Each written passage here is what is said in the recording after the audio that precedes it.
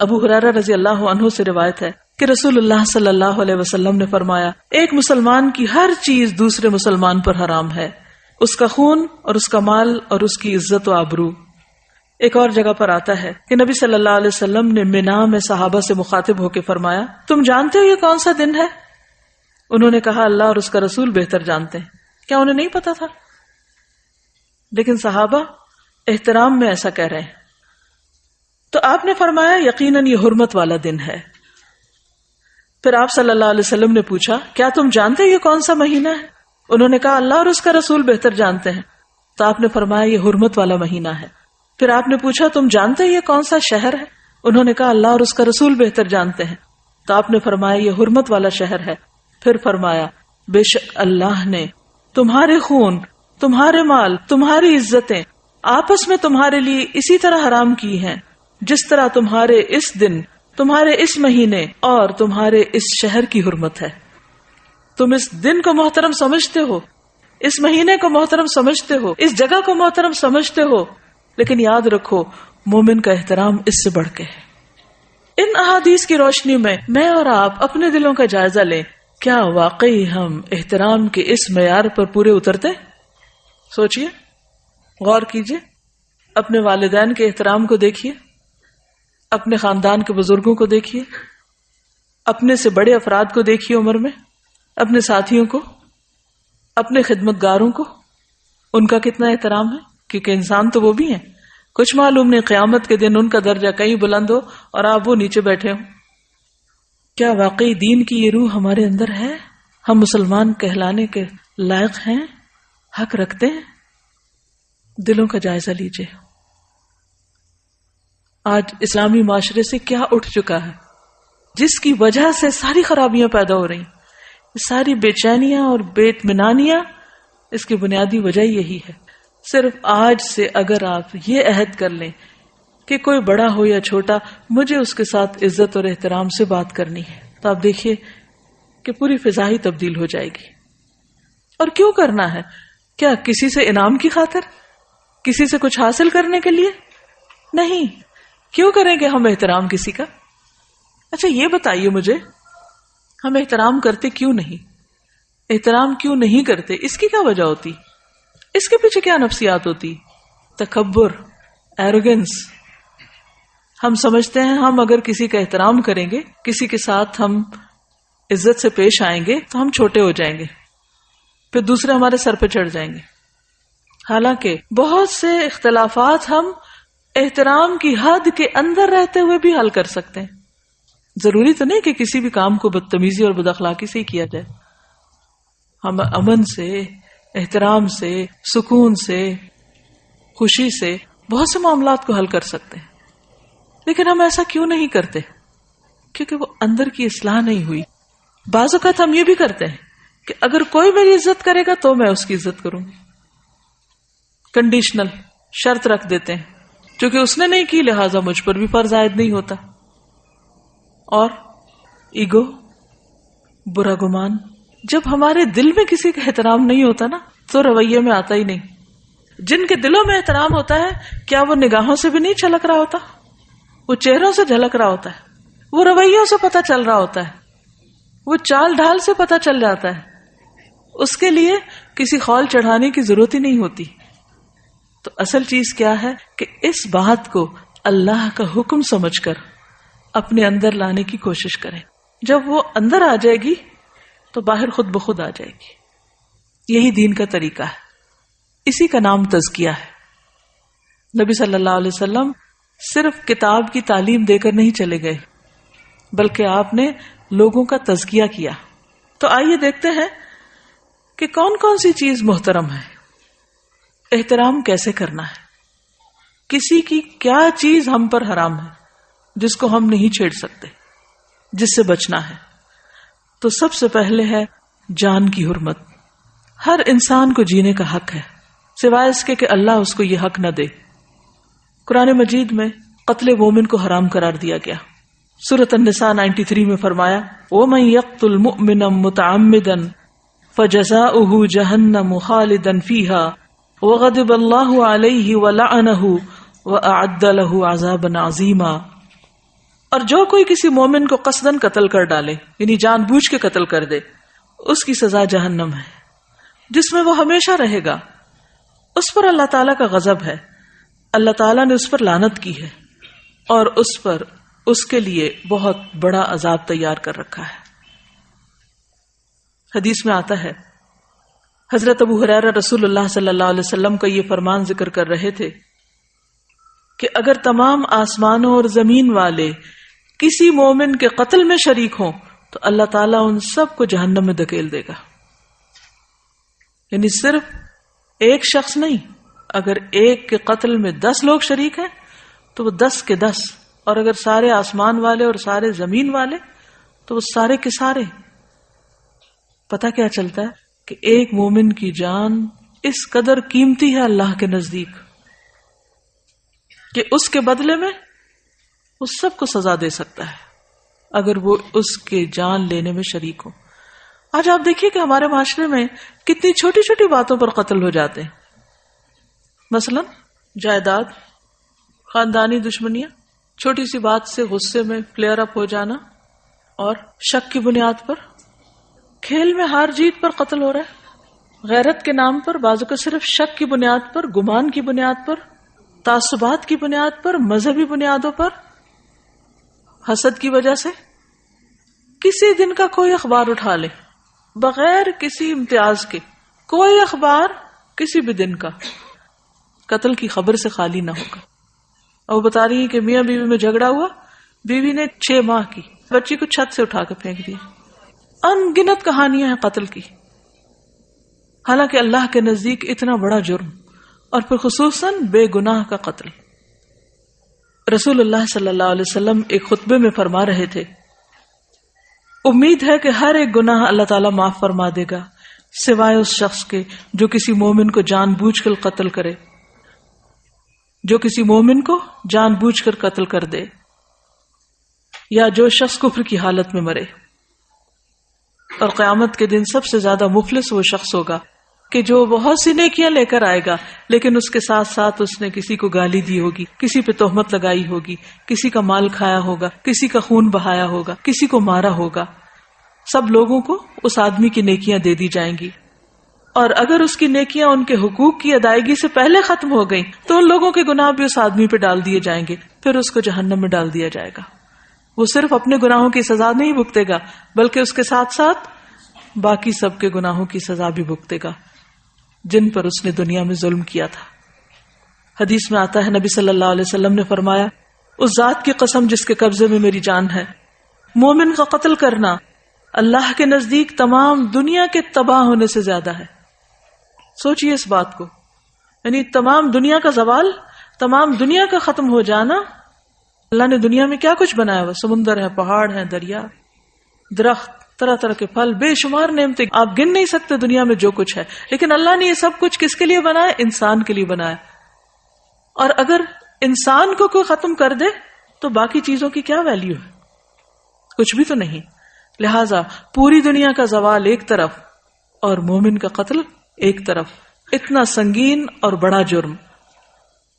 قتل کرنا تو جرم ہے ہی, مسلمان بھائی پر اسلحہ لہرانا بھی منع ہے. حدیث میں آتا ہے رسول اللہ صلی اللہ علیہ وسلم نے فرمایا, جب مسلمان اپنے بھائی پر اسلحہ لہرائے یعنی مثلا تلوار ہے تو اٹھائے یا چاقو دکھائے یا کوئی بندوق کی نالی اس کی طرف پھیرے, تو فرشتے ہمیشہ اس پر لعنت کرتے رہتے ہیں یہاں تک کہ وہ اس کو نیام میں داخل کر لے, یعنی واپس ڈال لے. یعنی کسی کی طرف اسلحے کے ساتھ پوائنٹ آؤٹ کرنا جو ہے وہ بھی منع ہے. کہاں یہ کہ اٹھا کے کسی کو کچھ مار دے کوئی. اچھا, اس کو کیوں منع کیا گیا؟ اس پر کیوں لعنت کی گئی؟ یعنی اسلحے کو لہرا کے کسی کو ڈرانا یا اس کی طرف اس کا رخ کرنا. کچھ پتا نہیں کہ کس وقت غلطی سے ہی گولی چل جائے, یا شیطان اس کو صرف کھیل کھیل میں دکھاتے ہوئے دوسرے پہ جا مارنے کی دعوت دے. خوف زدہ کرنا بھی منع ہے. میں جانتی ہوں ایک ایسی ماں کو جس کا تڑپ تڑپ کر برا حال تھا, اور اس کی وجہ صرف یہی تھی کہ دوست اکٹھے تھے, ان کے پاس اسلحہ تھا اور وہ صرف جوک کر رہے تھے, اور اسی میں گولی چل گئی اور بچہ فوت ہو گیا. اور اس ماں کو کسی پل کسی پہلو قرار نہیں آ رہا تھا کہ یہ کیا ہو گیا. وہ جانے والا تو چلا گیا، لیکن لواحقین پیچھے جتنا تڑپتے ہیں اس تکلیف کا بھی آپ اندازہ کیجئے. اور اس میں انٹینشن نہیں تھی، قتل خطا تھا، لیکن کیا تھا؟ اس حدیث سے لا علمی کہ مذاق میں بھی یا کسی بھی طرح آپ لہراؤ بھی نہیں، نکال کے کسی کو ڈراؤ بھی نہیں.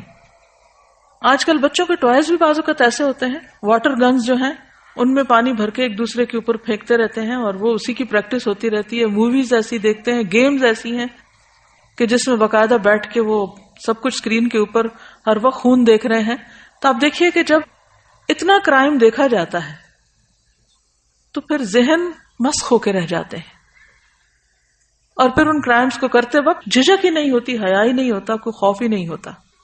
بعض اوقات مائیں بچوں کی طرف جو بھی چیز ہاتھ میں ہوتی، چوری ہو، کینچی ہو، چمٹا ہو، کچھ ہو، کوئی سلائی ہو، اس سے بھی وار کرتی رہتی، اور بعض اوقات چھٹ بھی جاتا ہے، تو اس سے بھی بچنا چاہیے. ابن عباس سے روایت ہے کہ نبی صلی اللہ علیہ وسلم نے فرمایا، لوگوں میں سب سے زیادہ مبغوض اللہ کے ہاں 3 لوگ ہیں، سخت ناپسندیدہ. نمبر 1 حرم میں ظلم کرنے والا، نمبر 2 اسلام میں جاہلیت کا طریقہ تلاش کرنے والا، اور نمبر 3 کسی شخص کا خون ناحق طلب کرنے والا، یعنی کسی شخص کے پیچھے پڑنے والا کہ وہ ملے تو اس کو مار ڈالے. ایسا شخص جو صرف تلاش ہی کر رہا ہو، بات کرتا ہے ٹارگٹ کلنگ، یعنی کچھ لوگوں نے اس کو ایک مذاق بنایا ہوا ہے یا ایک کھیل بنایا ہوا ہے، یا کچھ لوگوں کو اپنے ٹارگٹ پہ رکھا ہوتا ہے کہ فلاں فلاں کو مار ڈالنا ہے، اور اس کے لیے وہ راستے تلاش کرتے رہتے ہیں.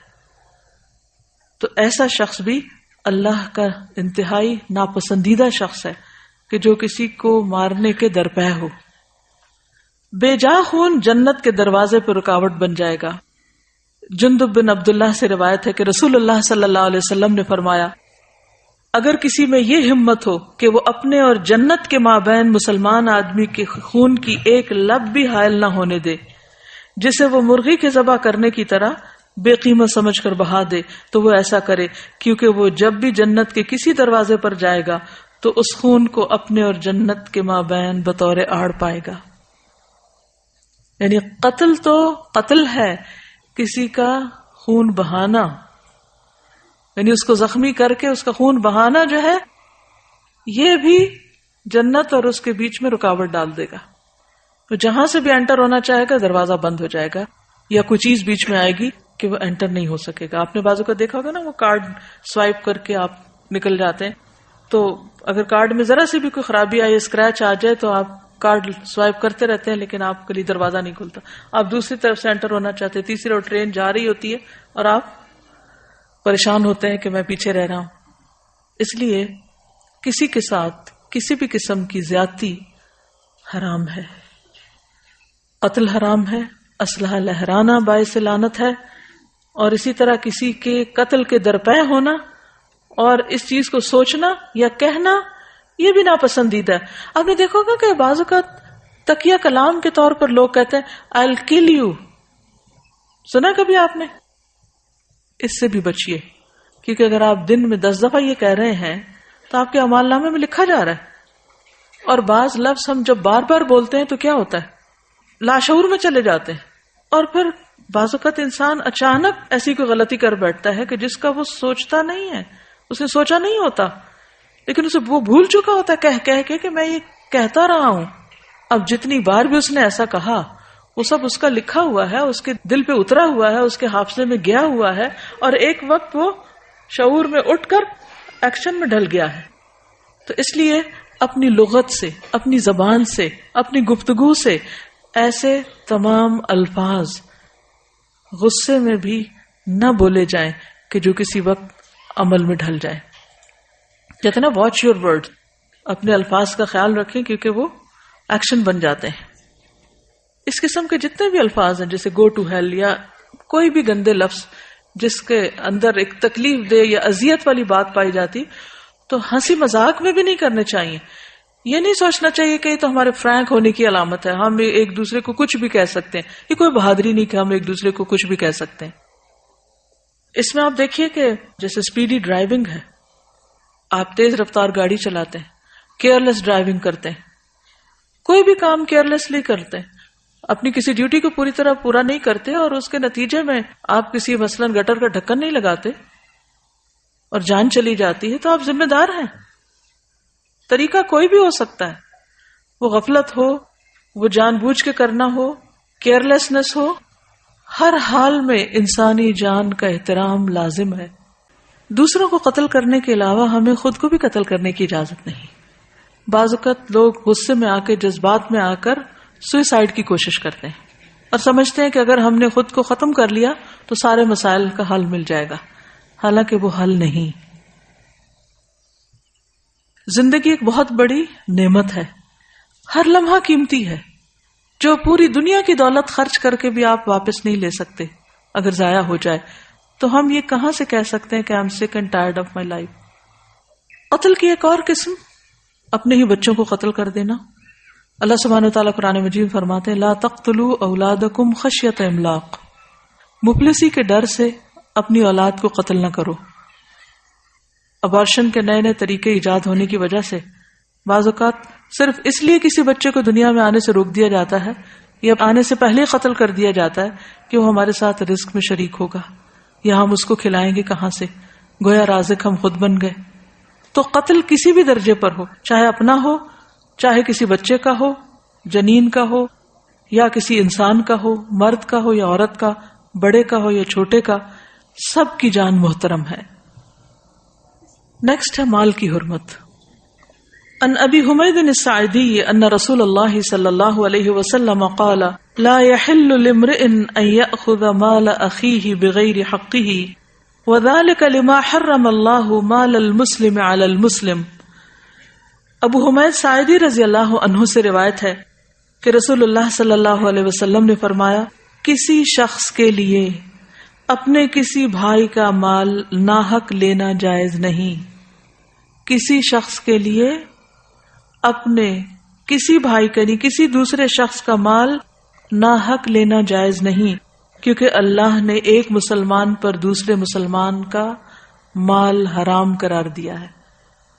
کسی کا مال اس کی مرضی، اس کی اجازت کے بغیر نہیں لیا جا سکتا، وہ مال چھوٹا ہو یا بڑا ہو، تھوڑا ہو یا زیادہ ہو. بعض اوقات ہم یہ سوچ کر کہ اچھا چھوٹی سی چیز ہے، کسی کا پین ہی ہے، مثلا ہم جلدی میں ہوتے ہیں، بعض اوقات کئی سائن کرنے پڑتے، ذرا ایک سیکنڈ کے لیے پین دیں، لیا، سائن کیے اور پین بند کر کے واپس اپنی جیب میں، جس کا ہے اس کو نہیں دیا، اور وہ منہ دیکھ رہا ہے کہ اب میں مانگوں تو بدلحاظ کہلاؤں گا. تو ناسمجھی میں، غفلت میں یہ چونکہ عادتیں پڑ جاتی ہیں نا کہ کیئر نہ کرنا. اور پھر اگر کوئی مانگ بیٹھے، بعض اوقات کسی سے ادھاری چیز لیتے، اگر وہ مانگ بیٹھے تو اس کو مائنڈ کر جاتے کہ تم اتنے بخیل ہو. تو کسی کے لیے بھی یہ جائز نہیں کہ وہ اس کی رضامندی، اس کی خوشی کے بغیر اس کی کوئی بھی چیز لے. یعنی اگر کسی کی کوئی چیز استعمال کے لیے بھی لینی ہے تو اس سے اجازت لینی چاہیے. مثلا اس نے اپنی کسی شخص نے اپنی چیزیں رکھی ہوئی ہیں، آپ کو ضرورت پڑ جاتی ہے ان میں سے کوئی چیز لینے کی، تو اخلاق کا تقاضا کیا ہے کہ آپ پہلے اجازت لیں کہ کیا میں آپ کا یہ کاغذ اٹھا سکتا ہوں، یہ ٹشو لے سکتا ہوں. ہم یہ سمجھتے ہیں کہ ہم دوسروں کے مال کو اپنا حق سمجھ کے بعض اوقات استعمال کرتے ہیں،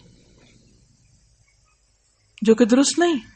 ایک اور حدیث میں آتا ہے، نبی صلی اللہ علیہ وسلم نے فرمایا مسلمان وہ ہوتا ہے جس کی زبان اور ہاتھ سے دوسرے مسلمان محفوظ رہیں. مومن وہ ہوتا ہے جس کی طرف سے لوگوں کو اپنی جان اور مال کا امن ہو. یعنی کسی کے مومن ہونے کی پہچان کیا کہ میرا مال اس کے پاس محفوظ ہے، کچھ نہیں ہوتا. انسان اس کی طرف سے بے خوف ہو کہ یہ میرے مال میں کچھ نقصان دے گا. ایک اور حدیث میں ہے، نبی صلی اللہ علیہ وسلم نے فرمایا مسلمان مسلمان کے لیے آئینہ ہے اور مسلمان مسلمان کا بھائی ہے کہ اس سے اس کے نقصان کو روکتا ہے، اس کی پیٹھ پیچھے اس کا دفاع کرتا ہے. نہیں صرف یہ کہ لینا نہیں، بلکہ اگر کسی کے مال کو کوئی نقصان پہنچ رہا تو اس نقصان کو بھی روکنا ہے. پھر یہ ہے کہ ہنسی مذاق میں بھی کسی کا مال لینا جائز نہیں. عبداللہ بن صائب سے روایت ہے، وہ اپنے والد سے اور وہ عبداللہ کے دادا سے روایت کرتے ہیں، انہوں نے رسول اللہ صلی اللہ علیہ وسلم کو فرماتے ہوئے سنا تم میں سے کوئی شخص اپنے بھائی کی کوئی چیز ہرگز نہ لے، نہ مذاق میں نہ حقیقتاً. حدیث میں آتا ہے لائبن ولا جادن، نہ کھیل میں اور نہ سیریسلی. کیونکہ بعض اوقات کوئی شخص کچھ کھا رہا ہے اور اس نے آپ کو آفر نہیں کیا، اب آپ کا بھی دل کر پڑتا ہے کہ آپ بھی جا کے وہ کھا لیں، تو اب آپ کیا کرتے ہیں کہ ہنسی مذاق میں بعض اوقات چھین لیتے ہیں اس سے یا اس میں شریک ہو جاتے ہیں. ہاں اگر آپ کو یہ پتا ہو کہ وہ شخص خوش ہوگا کہ آپ اس کے ساتھ شریک ہو، کیونکہ لوگوں کے ساتھ رہتے رہتے مزاج کا پتہ چل جاتا ہے نا. اب بعض اوقات گھر میں بہن بھائیوں میں چھوٹی چھوٹی لڑائیاں کس وجہ سے ہوتی ہیں؟ انہی باتوں پہ ہوتی ہے نا، جب ہم ان کی مرضی کے بغیر ان کی چیز لے لیتے ہیں یا ان کے حصے کی چیز ہم کھا جاتے ہیں. اسی طرح مزدور کی اجرت ہضم نہیں کی جا سکتی کہ آپ نے کسی سے کام کروایا اور پھر آپ اس کو اس کی تنخواہ نہ دیں، پیمنٹ نہ کریں. نبی صلی اللہ علیہ وسلم نے فرمایا سب سے بڑے گناہ یہ ہیں وہ آدمی جس نے ایک عورت سے شادی کی، اس سے اپنی حاجت پوری کی، پھر اسے طلاق دے دی اور اس کا حق کے مہر ہڑپ کر گیا. یعنی عورت کو حق کے مہر نہ دینا یہ بھی جرم ہے. دوسرا وہ آدمی جس نے کسی کو مزدوری پہ لگایا اور اس کی اجرت خود نگل گیا، یعنی پیمنٹ نہیں کی مزدوروں کی. تیسرا وہ آدمی جس نے کسی چوپائے کو بے فائدہ قتل کر دیا ایسے ہی مذاق میں. پھر اسی طرح آپ صلی اللہ علیہ وسلم نے کسی کا مال لوٹنے سے یعنی ڈکیتی وغیرہ کرنے سے اور اچکنے سے بھی منع کیا ہے. آپ نے یہاں تک منع کیا ہے کہ اگر کسی کے مال پر کوئی قدرتی آفت آ جائے تو اس سے پھر وہ چیز وصول کی جائے. نبی صلی اللہ علیہ وسلم نے فرمایا جو شخص پھل فروخت کرے پھر اس پر کسی قسم کی آفت نازل ہو جائے، مثلا کوئی سیلاب آ گیا یا کوئی اور اسی طرح کی تباہی ہو گئی، تو وہ اپنے بھائی کا مال وصول نہ کرے. آپ صلی اللہ علیہ وسلم نے اسی طرح فرمایا آخر کار کس بات پر تم میں کوئی شخص دوسرے مسلمان بھائی کا مال کھائے، یعنی اس کو نقصان ہوا ہے اور تم مزید اس کے اوپر نقصان ڈال رہے ہو. نبی صلی اللہ علیہ وسلم نے فرمایا اگر اللہ اس درخت پر پھل نہ لگائے تو پھر تم میں سے کوئی اپنے بھائی کا مال کیسے حلال کرے گا. بعض اوقات ایسا ہوتا ہے نا کہ پھل لگنے سے پہلے باغ بیچ دیے جاتے ہیں، ٹھیکہ جو طے ہوتا ہے، سنا ہوا یہ.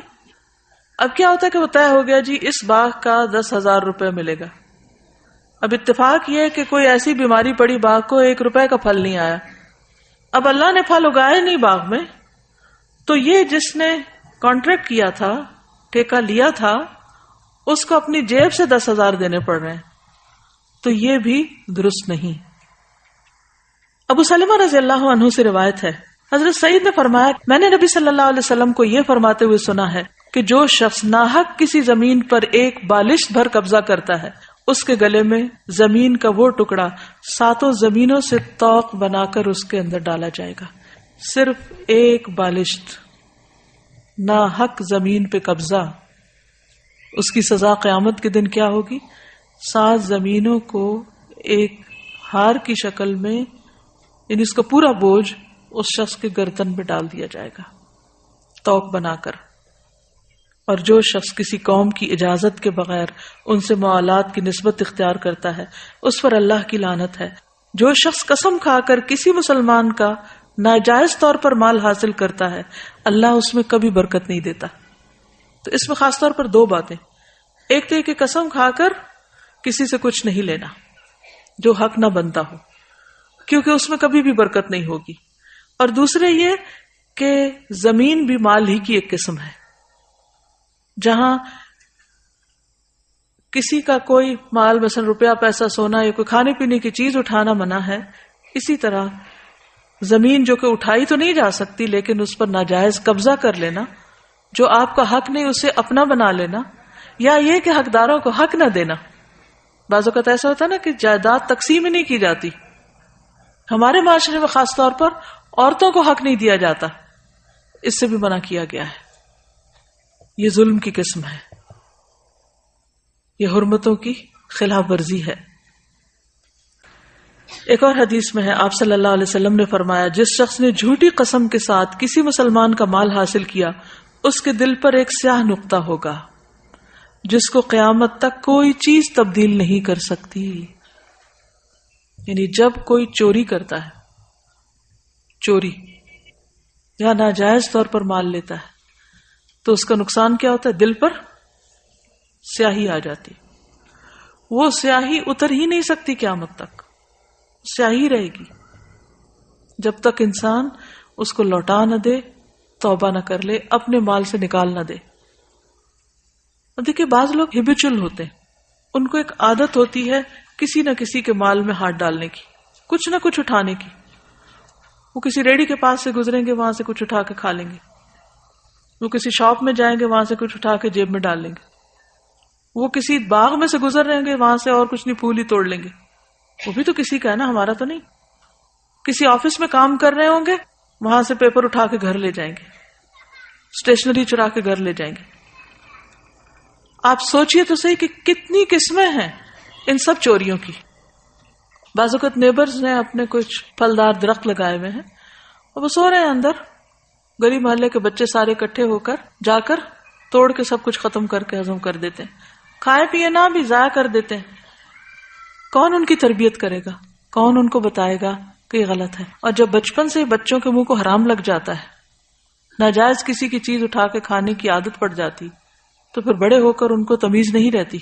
ہر ماں کے اوپر لازم ہے کہ بچہ جب اسکول سے آئے تو اس کا بیگ الٹ دے، اور جو چیز خود خرید کے نہیں دی اس کو واپس کرنے کی تلقین کرے، اسے اٹھا کر پھینک دے، وہ اس کے مال میں شامل نہ ہونے دے، اس کو وہ اس سے اس طرح ڈرائے جیسے آگ کے ٹکڑے سے ماں ڈراتی۔ بچہ جب آگ کے اوپر ہاتھ لگانے لگتا تو ماں کھینچ لیتی ہے ہاتھ، اسی طرح ہاتھ کھینچ لے کہ یہ تو تمہاری چیز ہی نہیں ہے، یہ کیسے اٹھا لی۔ ایک اور حدیث میں آتا ہے رسول اللہ صلی اللہ علیہ وسلم نے دو جمرات کے درمیان، یعنی حج کے موقع پر دو جمرات کے درمیان فرمایا، جس شخص نے جھوٹی قسم کے ساتھ کسی مسلمان کا مال حاصل کیا وہ اپنا ٹھکانہ آگ میں بنا لے اور حاضر غائب کو بتا دیں۔ آپ نے 2 یا 3 بار یہی بات فرمائی۔ ایک اور حدیث میں آتا ہے جو شخص جھوٹی قسمیں کھائے تاکہ کسی کا مال جو اس کے ذمہ واجب ہے اس کو ہضم کر لے، یعنی واپس نہ کرے، تو وہ اللہ سے اس حال میں ملے گا کہ اللہ اس پر ناراض ہوگا۔ ایک اور حدیث میں آتا ہے نبی صلی اللہ علیہ وسلم نے فرمایا، جس نے کسی مسلمان کا ناحق ایک لقمہ بھی کھایا اللہ تعالیٰ اسے اتنا ہی جہنم کا کھانا کھلائیں گے۔ جس نے کسی مسلمان کا ناحق کپڑا پہنا اللہ تعالیٰ اسے اسی کے بقدر جہنم کا کپڑا پہنائیں گے، اور جو کوئی کسی مسلمان کے ساتھ دکھلاوے والی جگہ پر کھڑا ہوگا تو اللہ تعالیٰ اسے قیامت والے دن دکھلاوے والے مقام پر کھڑا کرے گا، یعنی اس کے عیب لوگوں کے سامنے لائے گا۔ ایک اور حدیث میں آتا ہے نبی صلی اللہ علیہ وسلم نے فرمایا، مسلمان کی گمشدہ چیز آگ کی لپٹ ہوتی ہے، اس کے قریب بھی نہ جانا۔ گمشدہ چیز آگ کی لپٹ ہے، یعنی مثلاً کوئی شخص اپنی کوئی چیز بھول گیا اور آپ کو پتہ ہے کہ فلاں کی ہے، وہ چلا گیا، مثلا کوئی موبائل بھول گیا، کوئی اپنی کوئی جیولری میں سے، بعض اوقات ایسا ہوتا ہے نا کہ آپ واش روم جاتے ہیں تو گھڑی اتارتے ہیں یا آپ انگوٹھی اتار کے رکھتے ہیں، کچھ لوگوں کی عادت ہوتی ہے وضو وغیرہ کرنے سے پہلے، اور واپسی پہ بھول جاتے ہیں، اتنے میں پیچھے سے کوئی اور جاتا ہے، وہ دیکھتا ہے کہ اوہ یہ تو اتنی قیمتی گھڑی پڑی، تو اٹھا کے جیب میں ڈال لیتا ہے، چھپا لیتا ہے۔ یہ کیا ہے؟ گویا آگ کا انگارہ ہے جو اس نے چھپایا۔ اول تو یہ کہ جس کے اندر ایمان ہوگا وہ تو ہاتھ ہی نہیں لگائے گا کہ پڑی رہے، جو بھول کے گیا اس کو یاد آئے گا، وہ واپس آ کے اسی جگہ سے تلاش کرے گا، اس کو مل جائے گی۔ یہ ہے اسلامی معاشرہ کہ جس میں ہر شخص اپنی جان، عزت، مال کے بارے میں دوسروں سے امن میں ہے کہ کچھ نہیں ہوتا۔ لیکن ہمارا کیا حال ہے؟ ہر وقت ایک خوف کی حالت میں، ہر وقت اگر بیگ رکھا ہوا بھی ہے تو وہ بھی بار بار دیکھتے رہتے ہیں بیگ ادھر ہی ہے نا، دائیں بائیں مڑ کے دیکھتے ہیں کہ کون بیٹھا ہوا ہے، کہیں ایسا تو نہیں کہ کچھ چپکے سے ہاتھ ڈال دے، کچھ چرا دے یا بیگ ہی اٹھا کے بھاگ جائے۔ کسی ہاسپٹل میں جائیں، بازار میں جائیں، حتیٰ کہ حرم میں جائیں، جیب کاٹنے والے ہر جگہ آپ کو ملیں گے، جنازوں پہ اور تو اور۔ مسجد میں لوگ نماز پڑھنے جاتے ہیں، ان کے جوتے چورے ہو جاتے ہیں. یعنی کون سی جگہ ہے جہاں آپ کہیں کہ یہاں امن ہے، یہاں کچھ نہیں ہوتا، میں ایک بے خوف جگہ پر آ گیا ہوں. کس قدر حرمتوں کو پامال کر دیا گیا. نبی صلی اللہ علیہ وسلم نے فرمایا کسی شخص کے لیے اس کے بھائی کا مال اس وقت تک حلال نہیں جب تک وہ اپنے دل کی خوشی سے اس کی اجازت نہ دے دے. تیسری چیز ہے عزت کو پامال کرنا. جان اور مال کے بعد عزت کی پامالی. آپ دیکھیے کہ بعض اوقات ہم کوئی چیز رینٹ آؤٹ کرتے ہیں، جب واپس لیتے ہیں تو اتنی ٹوٹ پھوٹ ہو چکی ہوتی ہے کہ وہ جو رینٹ اس میں لیا ہوتا ہے اس سے بھی زیادہ پڑ جاتا ہے اس کی اصلاح میں. کسی اور کے انٹرنیٹ کے سگنل کیچ کر کے یا ہیک کر لیتے ہیں. چوری کی جدید قسم ہے یہ. بعض اوقات موبائل کے بیلنس چرا لیتے ہیں. بعض اوقات ایسی ڈونیشنز جیسے غریبوں کے لیے آتی ہیں یا سیلاب والوں کے لیے، ان کو ان تک نہیں پہنچایا جاتا، راستے میں لوگ لین دین کر لیتے ہیں ان کا. اسی طرح ٹیلی فون کی چوری، گورنمنٹ کو نقصان دینا، بجلی کی چوری، گیس کی چوری، کسی کے محل پر نیت خراب رکھنا. یعنی ہر انسان کو اللہ نے ایک سینس دی ہے، ایک عقل دی ہے، اس میں بھی پرکھ سکتے ہیں. لسٹ نہ بھی سامنے ہو تو دل بتا سکتا ہے آپ کا کہ کون سی چیز آپ کی ہے، کون سی کسی کی، کون خوشی سے دے رہا ہے اور کون راضی نہیں ہے اور آپ جبرن اس سے کھینچ رہے ہیں. تیسری چیز ہے عزت پامال کرنا. بہت سے لوگ کسی کی جان کے بارے میں بھی بڑے محتاط ہیں اور مال کے بارے میں بھی کسی بھی طرح کا کوئی ظلم نہیں کرتے اور دور دور سے بھی ڈرتے ہیں، بہت محتاط پاکیزہ زندگی بسر کرتے ہیں، لیکن ان کی زبان سے کوئی محفوظ نہیں ہوتا، کوئی نہیں بچتا. لہذا بے حد ضروری ہے کہ ان حرمتوں کا بھی پاس رکھا جائے.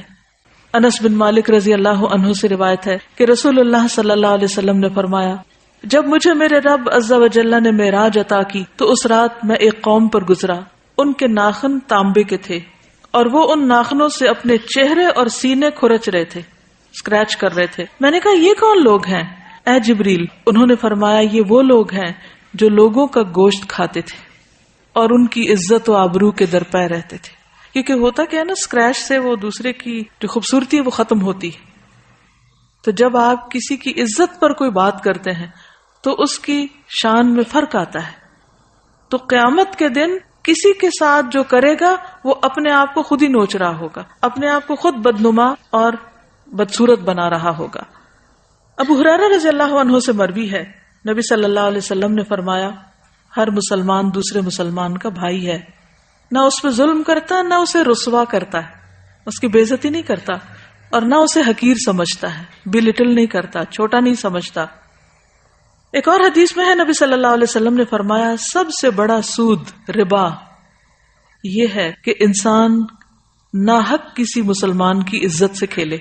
بعض لوگ ویسے سود کو حرام قرار دیتے ہیں، وہ نہیں لین دین کرتے انٹرسٹ کا، لیکن دوسروں کی عزتوں سے کھیلتے رہتے ہیں. یہ سب سے بڑا سود ہے. نبی صلی اللہ علیہ وسلم نے فرمایا کسی آدمی کے برا ہونے کے لیے یہی کافی ہے کہ وہ اپنے مسلمان بھائی کو حقیر سمجھے، کمتر سمجھے، گھٹیا سمجھے. نبی صلی اللہ علیہ وسلم نے فرمایا جو شخص اپنے بھائی کی عزت سے اس چیز کو دور کرے گا جو اسے عیب دار کرتی ہے، اللہ تعالیٰ قیامت کے دن اس کے چہرے سے آگ کو دور کرے گا. یعنی اگر کوئی چیز کسی کے بارے میں کوئی کہہ رہا ہے کسی مجلس میں اور وہ اس کو اس کی پیٹھ پیچھے ذلیل کر رہا ہے تو وہ اٹھ کے ایک ایسی بات بولے کہ جس سے اس کا دفاع ہو، تو قیامت کے دن ایسے شخص کے چہرے کو جو دوسروں کا دفاع کرتا ہے اس کے چہرے کو آگ سے بچا لیا جائے گا. یعنی جو دوسروں کی حفاظت کرے اللہ قیامت کے دن اس کی حفاظت کرے گا. عزت پامال کرنے کی جو صورتیں ہیں ان میں سب سے بڑی غیبت ہے. کسی کی پیٹھ پیچھے اس کا ذکر ایسے انداز میں کرنا کہ اس کو حقیر گردانا جائے.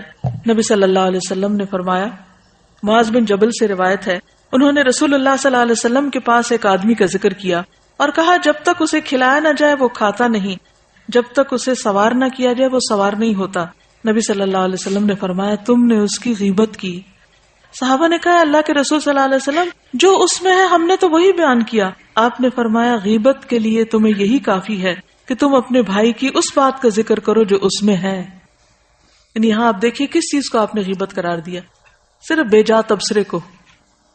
ہم بیٹھے ہوتے ہیں نا تو دوسروں کی باتیں کرتے، فلاں تو ایسا ہے کہ بس اللہ کی پناہ، اسے تو کپڑے پہننے نہیں آتے، اسے تو چلنا نہیں آتا، اسے تو گھر سنبھالنا نہیں آتا، وہ ایسا نہیں کرتا، وہ ویسا نہیں کرتا. یہ سب باتیں غیبت میں شمار ہوتی. نہیں، آپ تیسرے شخص سے یہ ذکر کر رہے ہیں، اسی سے ہی کر لیں جس کے اندر وہ خامی ہے، تاکہ وہ اپنے آپ کو سنوار لے.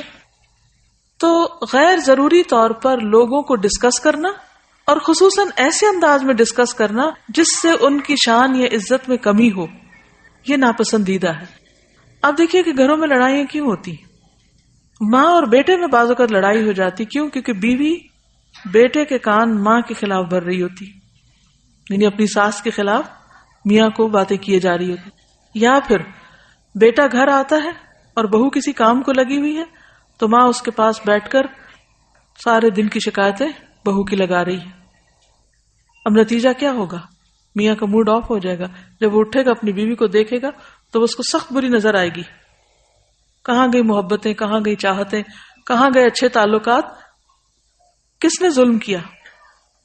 اس نے جس نے حق اور ناحق دونوں طرح.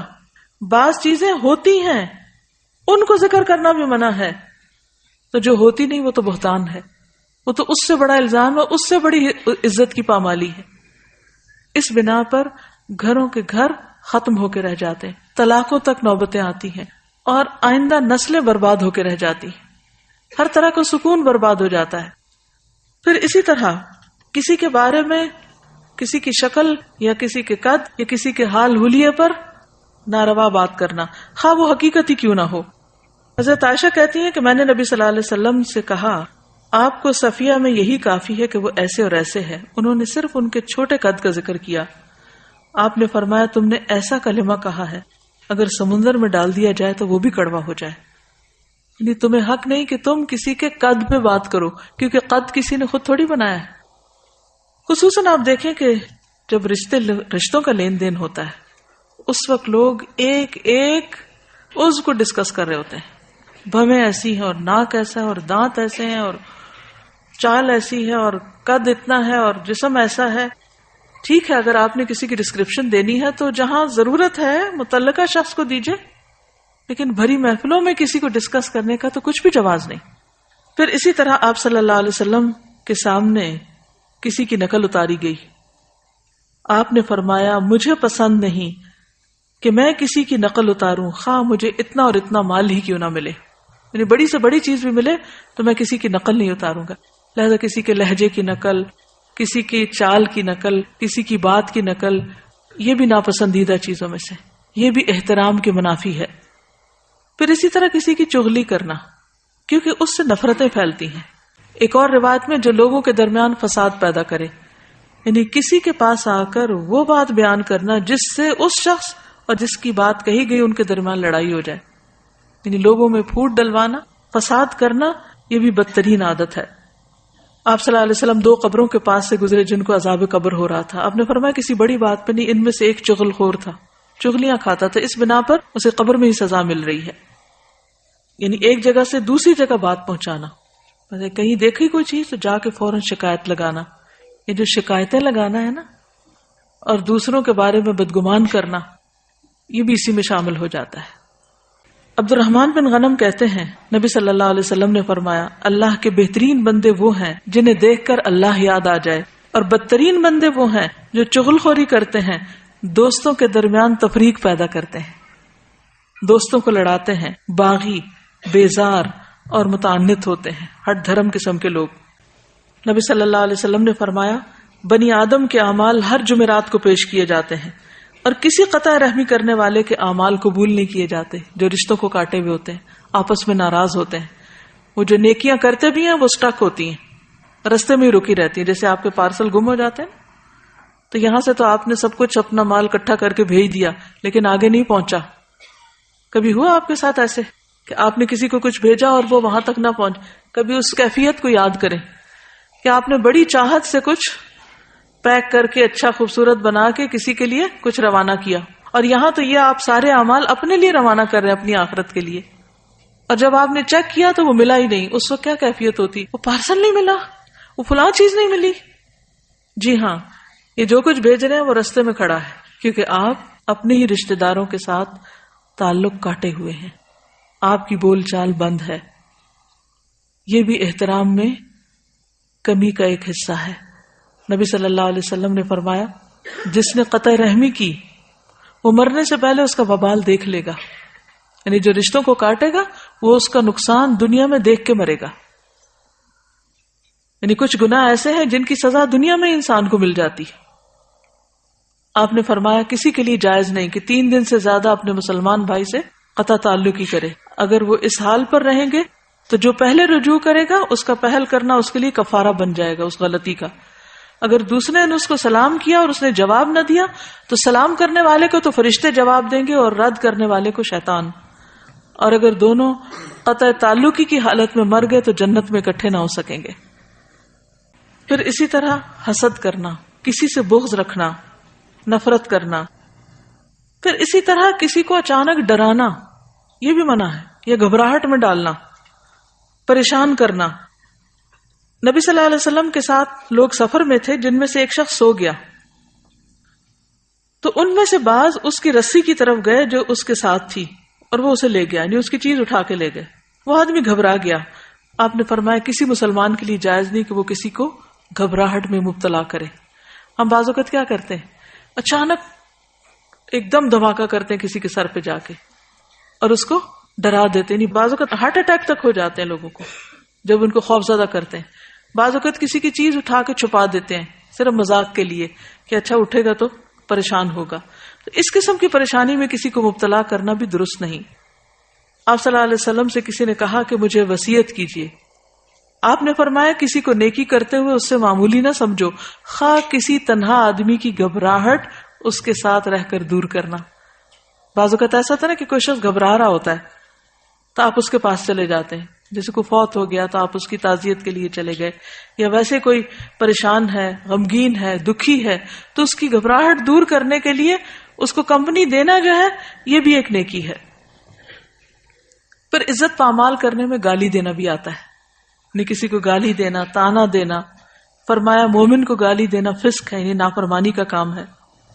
آپ صلی اللہ علیہ وسلم نے فرمایا جب کوئی شخص اپنے بھائی کو اے کافر کہتا ہے، یعنی کسی کو کافر کافر کہتا ہے تو وہ اس کے قتل کی طرح ہے، وہ اس کے قتل کی طرح ہے. اور مومن پر لعنت کرنا اس کے قتل کی طرح ہے. کسی پہ لعنت بھی نہیں کی جا سکتی. نبی صلی اللہ علیہ وسلم نے فرمایا میں تمہیں وصیت کرتا ہوں کہ تم لعن طعن کرنے والے نہ بنو. فرمایا زیادہ لعنت کرنے والے قیامت کے دن شفاعت کرنے والے نہیں ہوں گے اور نہ ہی گواہی دینے والے. پھر اسی طرح کسی کو آر نہ دلائیں. آر دینا کیا ہوتا ہے؟ کسی کو شرمندہ کرنا. ہاں تم کیا جانو، تمہیں کیا پتا، تمہیں نہیں یہ کام کرنا آتا، تم نہیں کر سکتے. تو وہ جیسے بات ہوئی تھی نا کہ جذباتی طور پر اور تانے دے دے کہ کسی کا جذباتی قتل یا کسی کا کانفیڈنس کل کر دینا، یہ بھی درست نہیں. پھر اسی طرح یہ ہے کہ انسان اپنی زبان اور اپنی عزت کا دفاع بھی کرے. کسی کو کوئی ایسی بات نہ کرے کہ جس سے پلٹ کر خود وہ اپنی بے عزتی کرانے کے درپے ہو جائے.